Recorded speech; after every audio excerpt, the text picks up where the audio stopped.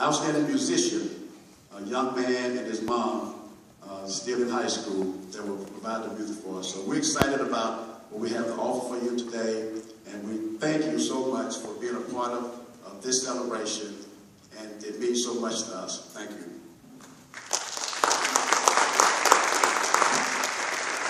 At this time, I would like to introduce the president of East Central University, who will be coming on to do a welcome, Dr. Pearson.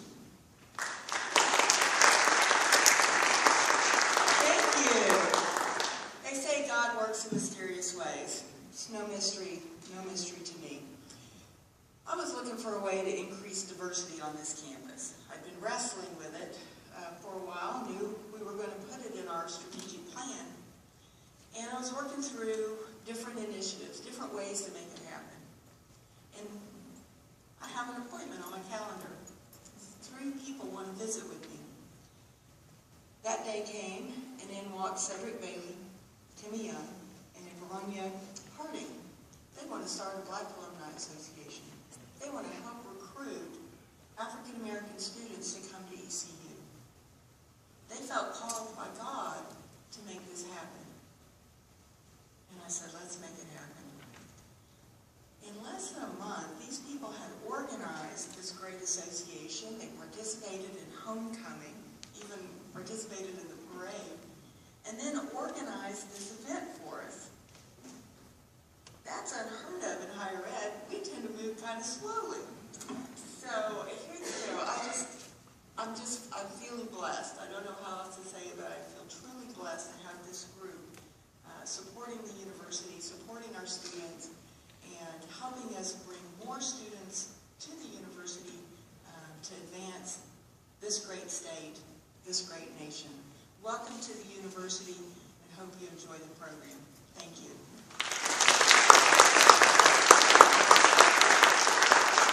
Thank you, Dr. Pearson. Well, at this time, we have been blessed. We have a mother and a son that is from the great city of Dallas, Texas. Young man's name is Isaac Lee. His mother's name is Linda Lee. He is a senior at West Plano, that's Plano West High School. And hopefully, he might be attending East Central University. But you will be able to let him know after his mother and Isaac come forth right now to bless us with a song. His eye is on the sparrow.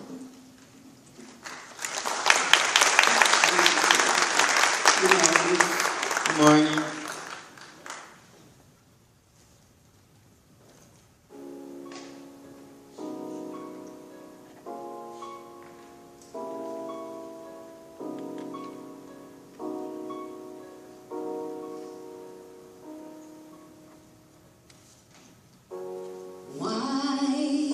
Should I feel discouraged? Why should the shadows come? Why should my heart feel lonely? A little more music. And long for heaven and home.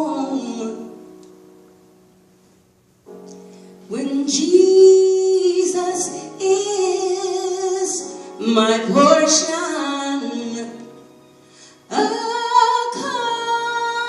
constant friend is He.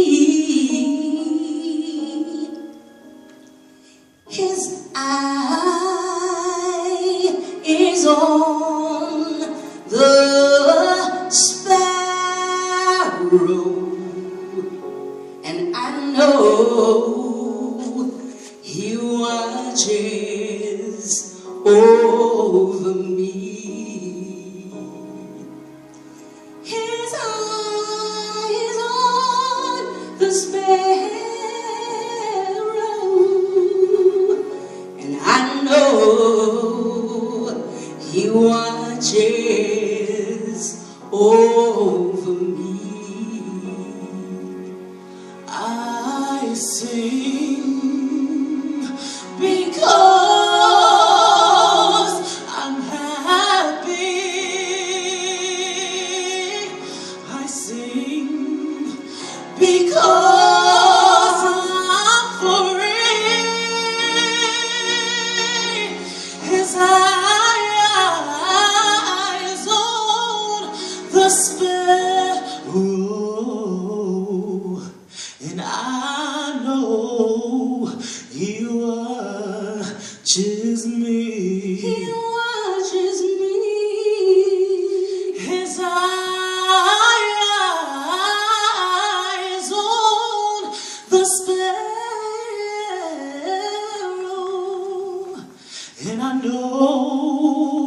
He watches. I know He watches. I know He watches me. I sing because I'm happy. I sing because I'm free. His eye is on the sparrow, and I know He watches over me. He watches me. His eye is on the sparrow, and I know He watches me. He watches me. I know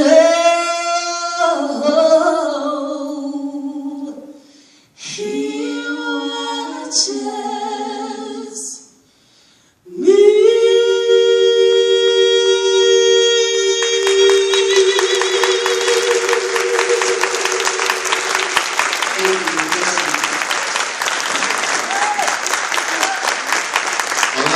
Hold it. Y'all gotta stand there and take your bow like you're at Carnegie Hall. Can we show them some love, please?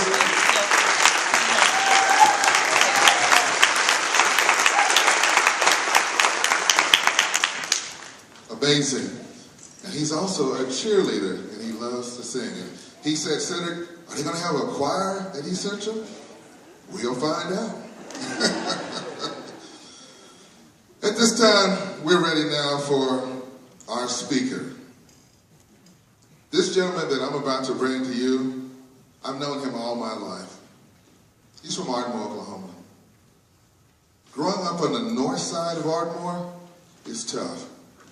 Your chances to making it, and it's really tough in our African American community, is really tough. You have to have people that's going to push you. But I can tell you this, David Lewis is someone you need to know. He represents our state really well. He's a judge, and he's a person that believes in giving back in a great way. I watched him as a kid. He was a hero to me. He played on a football team that played right here in Ada that went to the state tournament, state championship. And Billy, we lost to Okmulgee that year. But it was a great game at Norris Field. But today, he deals with great cases around the country. I present to you, Judge David Lewis. Would you please stand?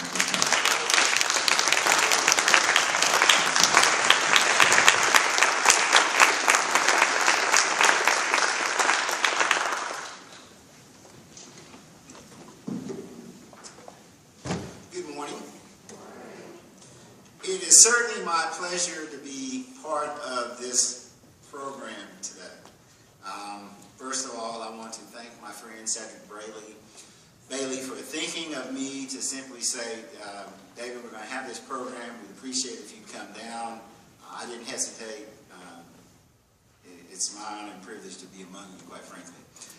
And to President Dr. Pearson, thank you for, I met her last week when she was at the Capitol for Higher Ed Day, and Cedric had bragged about her, and I see why.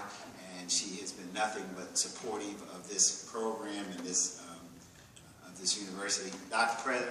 Pearson, I have to tell you, when I walked up and looked at this beautiful facility, I was impressed. This is something to behold, and East Central should be proud of the community.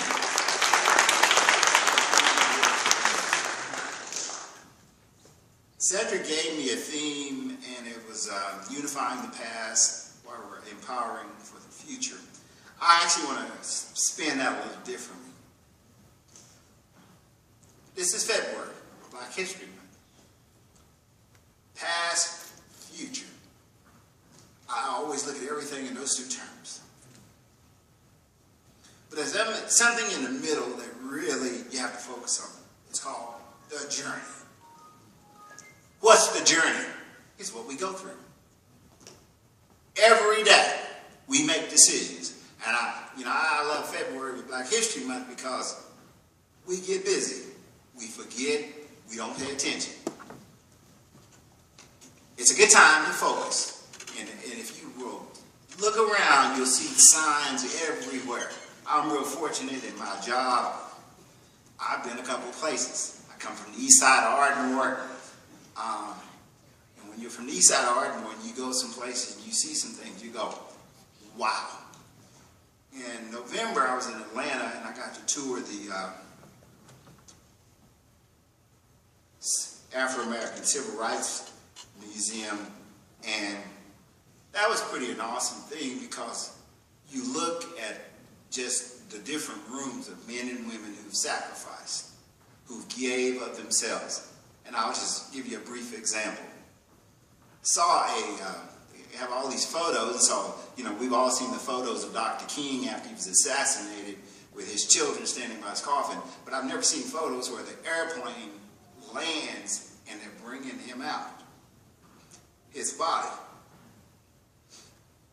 That makes me think how fortunate I am that somebody sacrificed. Because when you go from the past to the future, there's that journey in between. You'll have your ups, you'll have your downs.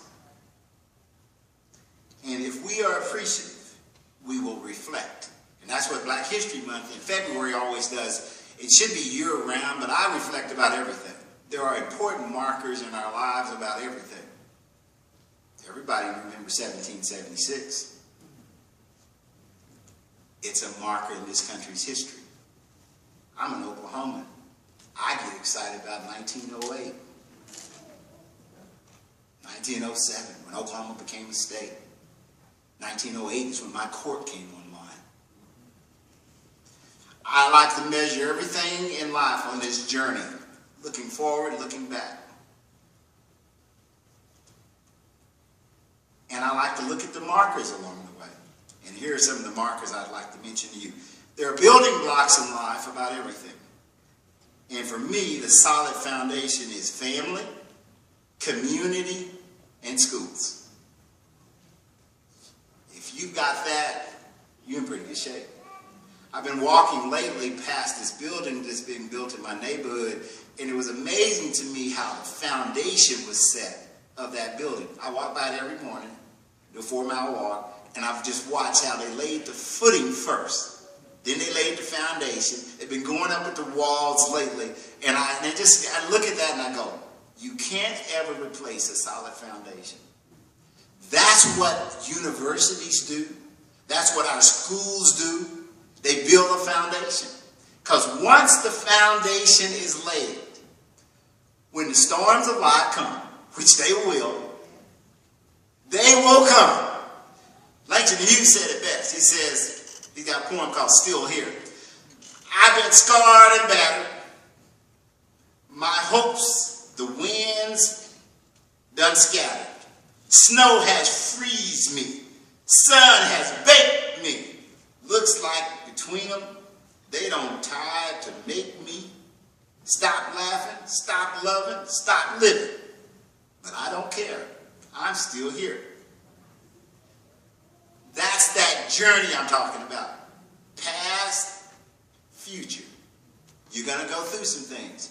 But if we keep perspective, this month, like I said, I've been fortunate. I've seen some things, met some interesting people.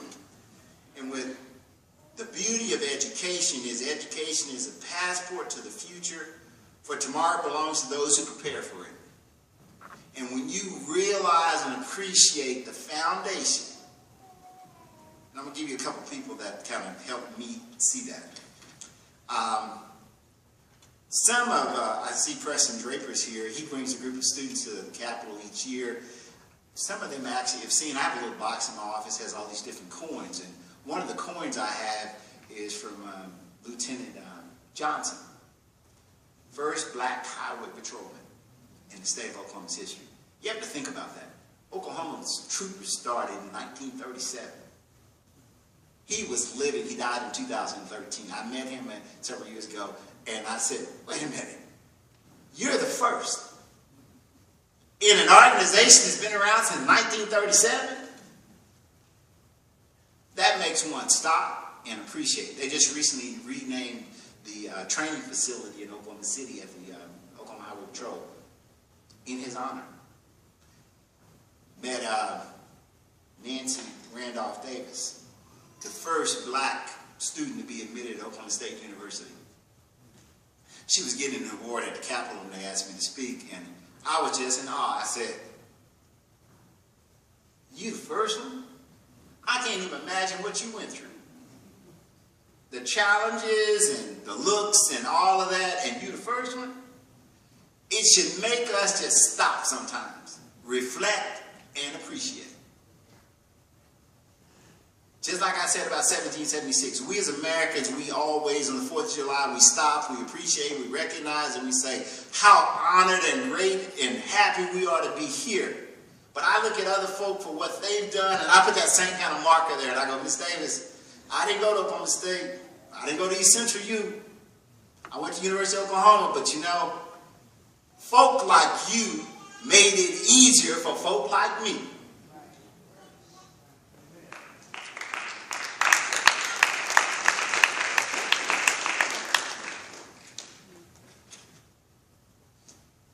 Because the other part of this statement was empowerment.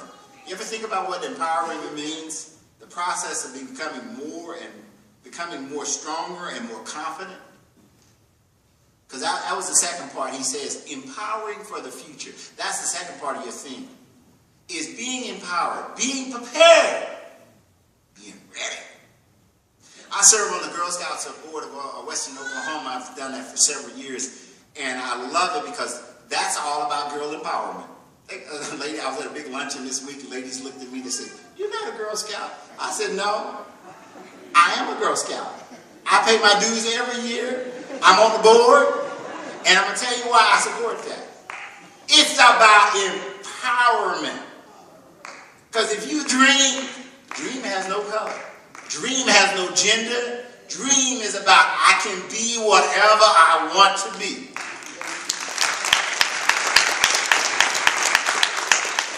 And that's why, you know, I've served on Girl Scouts, and I stick with it because it's about girl empowerment, but it's about empowerment, period, because one should be able to dream and say, you know what? I think I want to be a NASA astronaut. I think I want to be an engineer.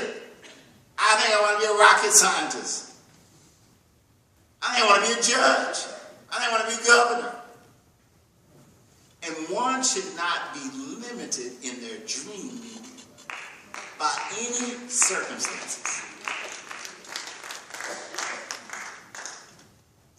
Because you don't get to be David Lewis from the east side of Ardmore sitting on a high court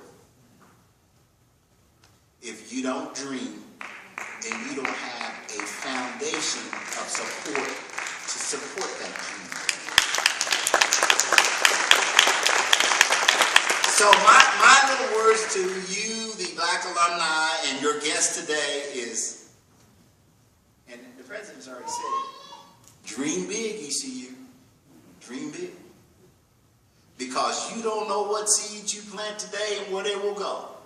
I brought my special guest with me, Ronald Johnson from Ardmore. He lives in Oklahoma City. He's an attorney. He doesn't practice anymore. He's disabled. And we talk a lot. And we were riding over here, and I said, you graduated from East Central? He said, yeah. He said, when I was there, he said, there was about 3,000 students. We had about 30 black students in the 60s. I said, now that had to be a challenge, Ronald Lee. He said, but you know, it was, but things got better. A president came in who was supportive. And what does that go back to? I said earlier, a foundation. If you have a foundation of support, then you can dream. And he and I talked, we were riding down from Oklahoma City about just how one, and he kept saying something, President Pearson said it earlier. He said, you know, I've just been blessed. Our long life's journey, I was blessed. There were people, there were circumstances, He and I are 10 years age difference, but we are both beneficiaries, and Cedric as well. There was a benefactor in Ardmore who, before they ever integrated schools, was giving scholarships to the black school and to the white school. And I tell the story, she gave so much money to the University of Oklahoma, they offered to name the baseball stadium after her. She said, I don't give money to people to put my name on anything. But when I came along, I got the scholarship. And I didn't know that Ronald Johnson, 10 years my senior, had gotten the scholarship. And then Cedric comes behind me several years later. He got the scholarship. And you know, I said, that's someone who dreams big, looks beyond what's in front of them and says, can we make a difference? Can we make a difference? I have a slogan. One of my students actually gave me a little clock. He embossed it on the back. And it simply says, SOAR. S-O-A-R. And that's Judge Lewis's motto for life as I go along this journey. It's called Seeking Opportunities Always Ready. Because if I had the foundation, family, community, school, I am well grounded and I am prepared for whatever comes along, because there will be some challenges. And as another poet said, because like I said, Samuel Ellsworth Kisser says it better. He just calls it the fighter. I fight a battle every day against discouragement and fear. Some foes stand always in my way. The paths ahead are never clear. I must forever be on guard against the doubts that suck along. I get ahead by fighting hard, but fighting keeps my spirit strong. I hear the croaking of despair, the dark predictions of the weak. I find myself pursued by care. No matter what the end I seek, my victories are small and few. It matters not how hard I strive. Each day, the fight begins anew. But fighting keeps my spirit, keeps my hopes alive. My dreams are spoiled by circumstance. My plans are wrecked by fate or luck. Some hour perhaps will come my chance, but that great hour has never struck. My progress has been slow and hard. I've had to climb and crawl and swim, fighting every step and yard, but I have kept in fighting trim. I have to fight my doubts away and be on guard against my fears. The feeble creaking of dismay.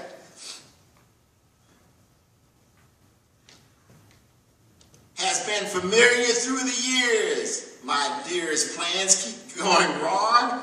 Events and conditions work against my fear, but fighting keeps my spirit strong. I am undefeated still. I said when I started, past, future, the journey. I've talked a lot about fighting because life ain't nothing but a fight. You gotta be willing to stay in it. You gotta be willing to give of yourself. You gotta be willing to take the help that will be offered to you. And if you do, life will present you some truly unique opportunities. Look at me standing in front of you today. I am pleased, I am humbled, and I am honored because God only has done through me and given me the grace to simply say, if you keep fighting, young man, I'll keep opening doors because I want you to soar. Have a good day.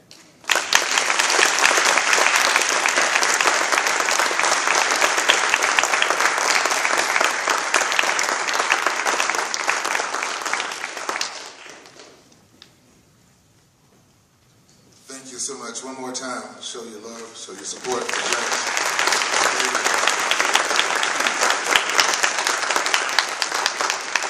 At this time, we're going to ask our panelists if they would make their way to the stage at this time. They're going to come forward. We're going to ask the panelists if they would make their way to the stage at this time. Do I see Mr. Dwayne West in the audience? Is he here? Not today? Just double checking, making sure. Okay. Our panelists are making their way to the stage.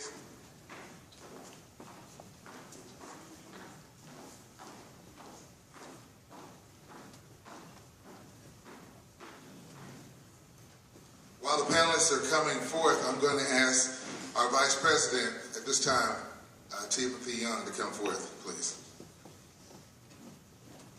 Good morning, ladies and gentlemen.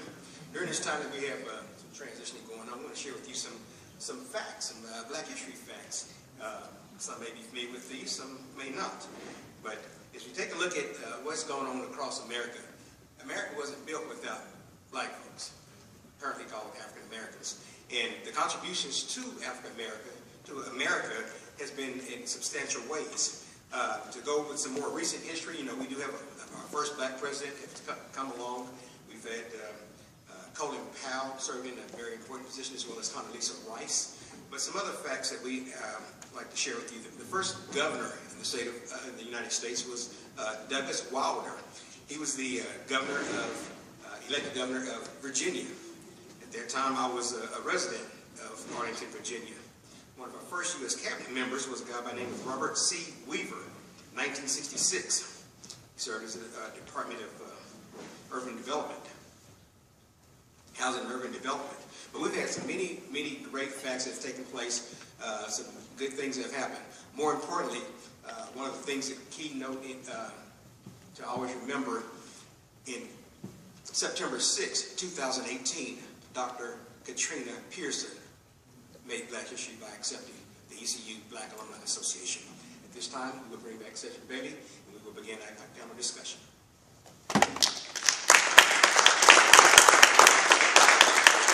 Thank you, Director Lewis. You know, it's amazing. I didn't tell them how to sit, but they did it the right way. I'm going to ask each one of our panelists if they would, as I call their name, to tell a little bit about themselves, where they're from, and just a little bit about their experience at East Central.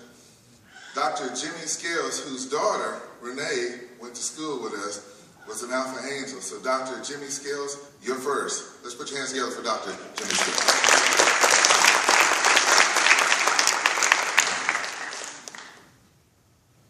Good morning, everyone, and welcome to this program where we're celebrating African American History Month.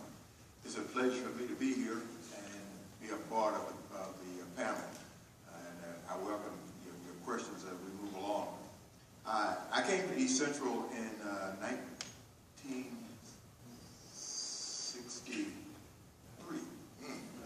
I kind of choked on that. 1962, actually. Came in 1962, and I was interested in hearing the speaker talk about the number of African Americans who were here at a later date, about 3,000 students on campus and maybe about 30 African Americans. In 1962, there were 5 African American males on campus, athletes, 3 basketball players, 2 football players, and 1 African American female. There was probably about 10 or 15 African American students attending school here from the surrounding communities, Seminole, Wewoker, places like that. The campus has really changed since then. I remember my professors here quite well. They embraced us. I tell people they embraced us to keep us from running, because Tex Rollins, who was football, basketball, and track coach in Carl Abbott High School in Middale City School District, we could run pretty fast, so they had to kind of keep us tied in so we wouldn't get away, because we were looking for someone who looked like us, and we just weren't here. So we didn't see anybody until we got back to the dorm, and we would see each other, and David Bass, who was a basketball player, great basketball player, All-American, S.A. Argo, and Ed Hardeman. We were the athletes. Dr. Spencer was the president at that time we got here, and then later Dr. Wagner. When you saw those two gentlemen, we were kind of in awe of them, kind of backed up. And so things have really, really changed. Now we have Dr. Pearson. I am in awe of her as well, but I can hug her. And that's important because that is symbolic of the fact that things are changing, and they have changed, and they've changed positively so that students of color feel like they have the opportunity to really be embraced here at East Central, and you have a chance to get a good quality education. I've never felt that I was cheated in any way for the quality of the education I got while I was attending here. I have 2 degrees from East Central. I have graduate work from the University of Oklahoma and a doctorate from the University of Tulsa. And those degrees have served me quite well. And everywhere I go, I tell people that I meet that once a tiger, Always a tiger. all right. All right. Thank you so much, Dr. And you play football, right, sir? All right, we'll get to that. All right, we'll make sure. What position? I played defensive back, and by the way, a funny story on that. I tell my son who played football, and he thought he was good. I told him that I was pretty good too, but I didn't tell him a lot about what I did. And it just happened, this is Saturday, Thursday, he went on the computer and went into the archives of, it's 8 Evening News, I believe it is, and looked up some articles. And he found about 10 or 12 articles where his dad's name was mentioned in the paper. Intercepting a couple of passes and making a couple of tackles, that kind of thing, over 2 or 3 years when I played football. So that was quite an experience. That just happened to me. Well, thank you so much, sir. Let's give another hand. I had to look on the map to find out where Dr. Donnie Nero is from. But I know he taught at Sepulveda, so at this time, I believe he was one of the first to play baseball for East Central. Put your hands together for Dr. Donnie Nero. Thank you. Am I good? Yeah, you're good. Good. Good morning.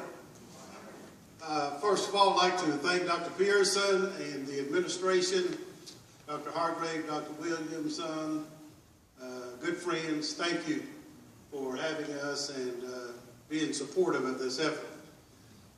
I came to East Central in 1967 from Dungy High School, green pastors, all black school. I had teachers such as Claire Looper, Nancy Davis, Bird Jones, and some of the other good ones around the state of Oklahoma. And as the judge stated, you have to have a strong foundation of family, community, and church. I had them all.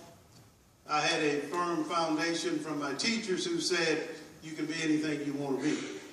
You can do anything you want to do. And they have prepared us with the education and the confidence that we could and we can do anything that we want to do. I had parents who said, when I was a young man at home, get up and go to school. Get up and get ready for school. Get up and go to church. Well, Mama, I don't want to go. I didn't ask you if you wanted to go. Get up and do it. So a strong foundation from home, a strong foundation from church, a strong foundation from school. Came to East Central, 67. There were just a few of us. A few who looked like us. But you know, one thing I thought about later on in my life, being exposed to the other culture, is that the other culture had not been exposed to us either. And so there were some reservations and resentment or some curiosity on the side of all races. And so we had to do our best and be a little bit better than some of our other classmates. But thanks to instructors like Billy Floyd, thanks for instructors like Dr. Jack Pascal, who's here today, Ray Quiet, many of those instructors and professors who embraced us, who said you can be and you can do this work and I'm here to support you. And without those instructors here at East Central who embraced us, Rocky, remember those days? The Utilidelphians Club would not have existed or would not have come into being. So I attended here from 67 to 71 and I met my lovely wife who's with me today, Shirley Ballard, all the way from Clearview, Oklahoma. Clearview. And so we have been married for 49 years. And so we have grandkids and we'll talk about that another time. But it was a great experience here. And as far as playing baseball, Coach Turner, Coach Ken Turner. I went out for basketball first. I'm not going to talk too long if I pull the chain. I went out for basketball at first, and Coach Anderson said, have you ever considered intramural sports? And so then I went out for baseball, and I played a little bit with Coach Turner. Not very much. Not very much, but I did play, and he gave me an opportunity to be associated with the team. Some of the other players on the team couldn't understand why I was not playing. They said, Donnie, I don't know why you're not playing. I don't know why you're not on a position on the field. And I just smiled and looked at him and said, well, I know. And we just left it at that. But I had a great year, some great years at East Central. Great years. And I'm very appreciative that I decided to come to East Central. O.W. Lee, out of El, Oklahoma. A5A in the house. In the house. Second class group of alphas to be inducted. I was a part of that. And without Mr. O.W. Lee, it would not have been possible. So I'm going to shut up and I'll talk later on. But without family and church and home, the background that instilled in us that we could be anything that we wanted to be, and then with those instructors who were here at East Central, those professors who said, put your arms around you and we're going to make it. Without them, we couldn't have made it. So very appreciative for the years here. Thank you. Thank you so much, Dr. Donnie.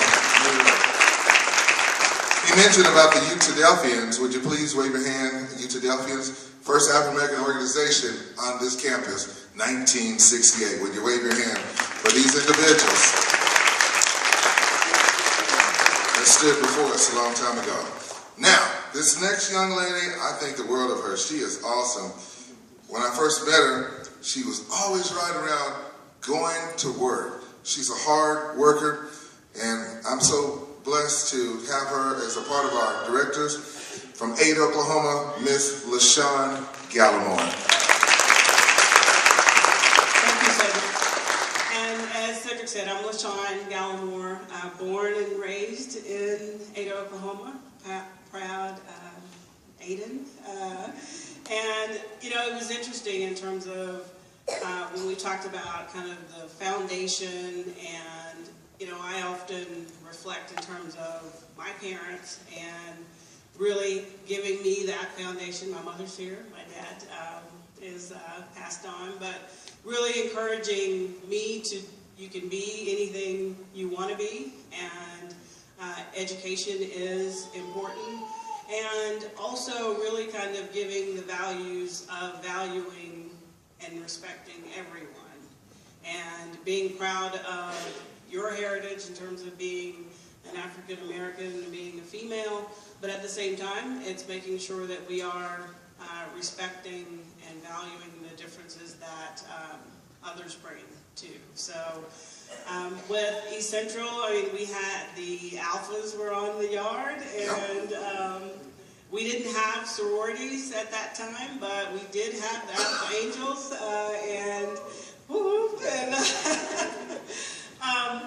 And really it created kind of a sense of community for us. And I think that's what we need to continue to try to build at East Central, and just ensuring that we do have kind of that sense of community, people in the sense of belonging. And we had a great experience. Of course, we were in the 80s, so we do appreciate really the gentlemen that have actually come before us. And I know in terms of some of the, yes, go ahead, applaud for it, because it really was. That really allowed us to be as free and expressive as we could on campus because of all the work that you guys did before us, so we really do appreciate that. And, you know, hopefully we will have the opportunity in terms of really building the Black Alumni Association and bringing more diverse students here and African American students here. My niece is Sigma Gamma Rho, and I know they're going to be having an informational on March 11th in terms of really trying to bring in more sororities or a sorority into the university. And I think as you can build that sense of community and belonging, you know, I think Dr. Pearson, you'll be able to achieve that strategic plan in terms of really increasing the diversity at the university. And we're going to do everything that we can in terms of trying to help and move the university forward. So thank you. Thank you so much, LaShawn Galloway. And she mentioned a while ago, we have with us today the Director of Student Organizations and Grief Life, Ms. Tanisha Miller. Will you wave your hand, please? Okay. Now they are going to be meeting. We need 20 people to get with her for students and those who are watching online, because I know some of you couldn't make it. But please see them, because they're going to be bringing Sigma Gamma Rho here. And I do want to let you know we did have an AKAs here back in the 70s. That was the sorority at that time. So thank you, LaShawn. And before I move on, I'm going to ask her family. Mom, would you stand? And the Reaper family, would you please stand? Her church family, would you please stand at this time? Thank you so much. And now, when we talked about this, our directors, during our conversations, we said we want old school and new school. And so we did it. And at this time, our new school is right here. She's about to graduate here from East Central. Would you put your hands together for Miss Riley Cooper?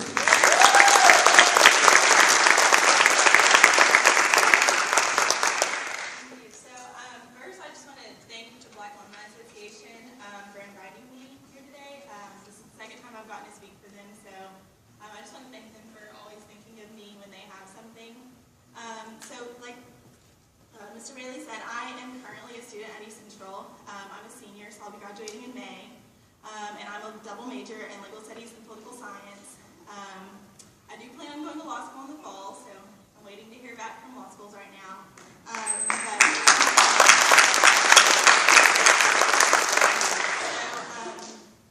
Yeah, that's about it about me. I just want to thank the Alumni Association for allowing me to be a part of what they have going on.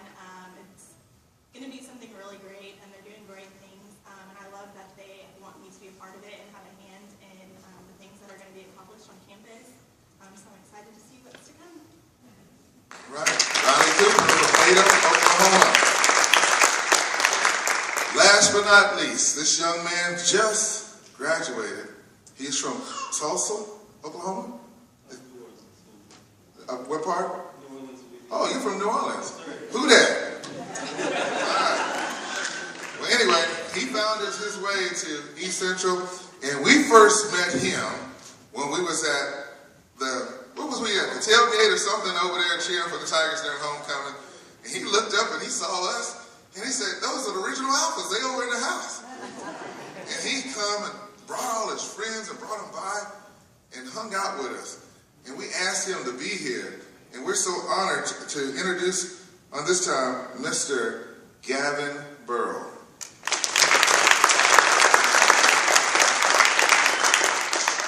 Thank you. It's truly an honor and privilege to be here today. A little bit about myself. I'm from New Orleans, Louisiana. relocated to Dallas, Texas after Hurricane Katrina. And from there, I guess the theme of my story is about identity and, you know, just struggling to re-identify yourself and readjust your surroundings. And so growing up, I love football a lot. I love playing football, and that's pretty much what I wanted to do growing up. And so I came to East Central to play football and do that. And at the time, I didn't really know what in Ada, Oklahoma was. I just knew that my thing was I'm going to get in and I'm going to get out. And so that's originally what my mindset was. And sure enough, you know, life is kind of funny, and you know, things don't always work out the way you plan them to. My sophomore year, I got 3 concussions in 1 month of playing football, and my mom had me on a 3-strike rule. And so when that 3rd one happened, I looked at my trainer and I was like, "Hey, can we keep this on the low?" And he was like, no, we're gonna have to tell her." And so sure enough, my mother, being the strong Black woman she is, my foundation, my support system, she gave me this very important question, because me, you gotta understand about me, I'm one-track minded. I can be one-track minded sometimes. I can get pretty stubborn. So she asked me, she said, "Do you want to be a vegetable by the time you're 50? And then it hit me, and I kind of realized, you know, my whole identity revolved around, you know, being an athlete, and I think that that mindset is prevalent in a lot of the Black community. And so I stepped away. It took a lot to do that, but thankfully I had teachers, faculty, staff at ECU to support me along the way. Because like I said, I really didn't know who I was. I didn't really know my capabilities. And at the time, this was around 2015, 2016. So there were a lot of you know, issues going on in the country that shaped the curriculum at our university, especially with police brutality. ECU being as diverse as it can be, sometimes you find yourself being the only African American in class, and you're in a position to be the representative of the Black community. And that's not always, you know, a comfortable thing to do, because sometimes you can't speak for, you know, all of the people, but you have to do it. And so I found myself getting a lot of I'll call them intense disagreements with classmates about, you know, just very, very sensitive issues to African Americans. And through that, I kind of found myself developing a knack for advocating. And I didn't know it at the time, but I think my professors did. And Dr. Pappas, she pulled me to the side, and she just kept harping on to me about joining clubs and getting involved. And I just kind of brush it off, like, I don't really feel like doing anything. I just want to, you know, go back to my dorm and play video games, because I'm kind of depressed because I can't play football anymore. Was that Pontotoc, girl? Oh, Pontotoc. Okay, I just want to make sure. My roommate moved out mid-semester, so I double bunked it up. I know that's right, man. Black and white TV back in the day. But through that, I found myself just being involved and giving back to the university that just believed in me. And it turned into wonderful opportunities and experiences along the way. And through that, I found my identity, and I found, you know, abilities that I didn't know I had. Yes. I found myself growing, and I have the university to thank for that.